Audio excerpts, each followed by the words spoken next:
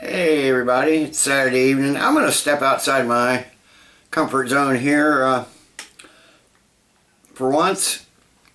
There are a couple distilleries here in Iowa that I think make pretty good booze, and I'm going to do one of my favorites. This is from Templeton, Iowa here. They're Templeton Rye. What I like about it, on the back of the bottle, hand lettered, is the bottle number, batch number, barrel number, and the date it was bottled. This one that I just recently acquired is batch 4, barrel 305, bottle 60. It is bottled on 4/13/2011. The one I'm going to be drinking from, which you can see I've already had some from,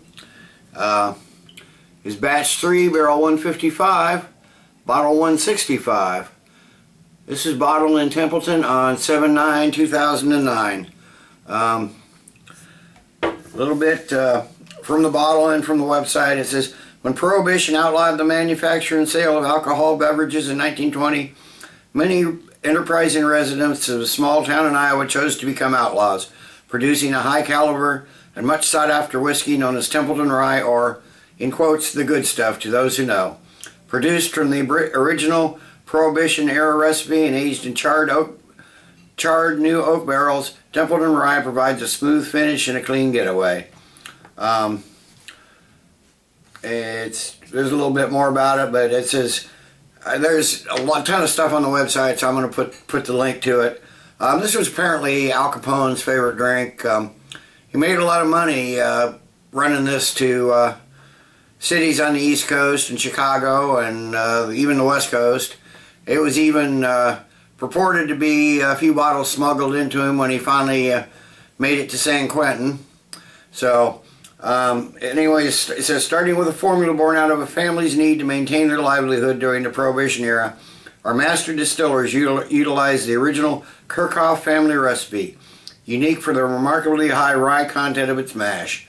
While today a mere 51% of a mash bill must be rye for a whiskey legally called a rye, Templeton Rye uses a mash made up of more than 90% rye grains and malted barley for the remainder. This is aged 5 years in a single barrel. It's 80 proof, which makes it 40%. So let's get this in my little glass here and see what we have. As you can tell, I've had it before. Nice corked bottle. Let's get her in the glass.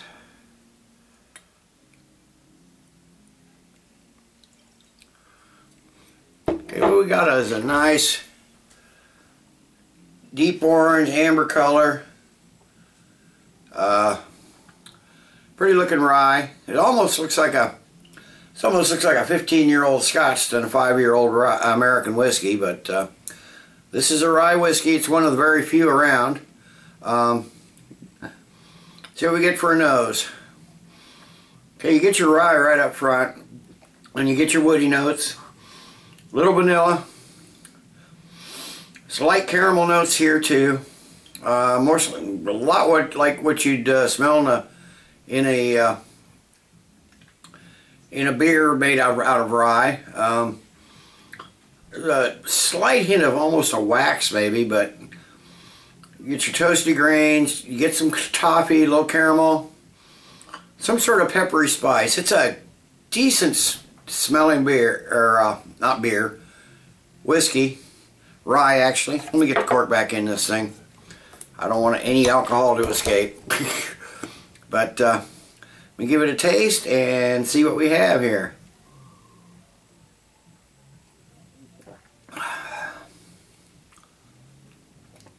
You can definitely taste the alcohol on this. Not surprising at 40%.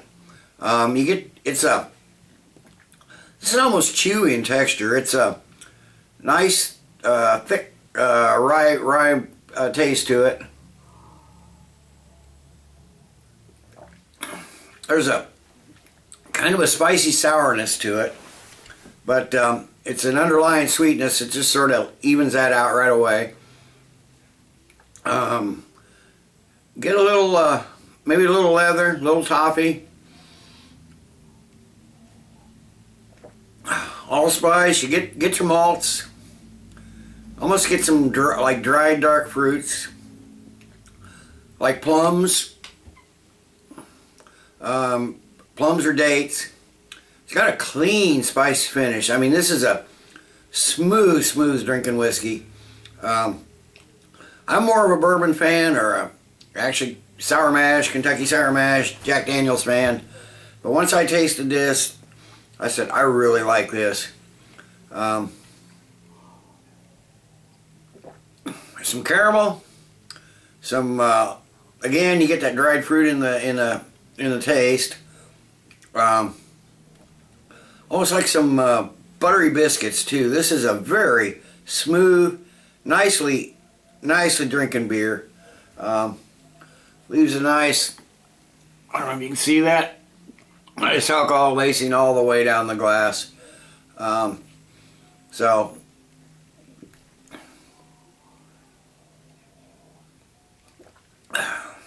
it's got a nice long warm finish. It's got some creamy flavors, and then just right at the very end, that little slightly bitter spiciness kind of kicks in there just as it goes down your throat. But good looking rye whiskey. I don't know, it's hard to find anywhere. It's been, whenever I see a bottle on the shelf, I grab one, and usually if I'm lucky, you know, because usually there's only one left. Once it appears on the shelf, it's gone instantly. I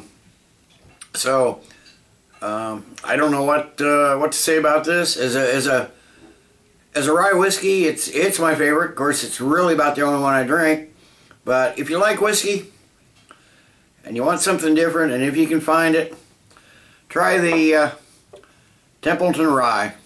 Yeah, there's a whole legend about Al Capone and everything, and they have a big party every year. I saw a beautiful chopper last year that all decorated, had Al Capone's portrait on it and everything. It was the, I guess somebody did it in dedication to Templeton Rye. It's quite a celebration. So I really don't know how to rate this, but I give this a good solid 9 out of 10, 9.5 out of 10 for a good rye whiskey. Till next time, everybody, cheers. I guess that's what you say when you're drinking whiskey. And back to the beer reviews in a bit.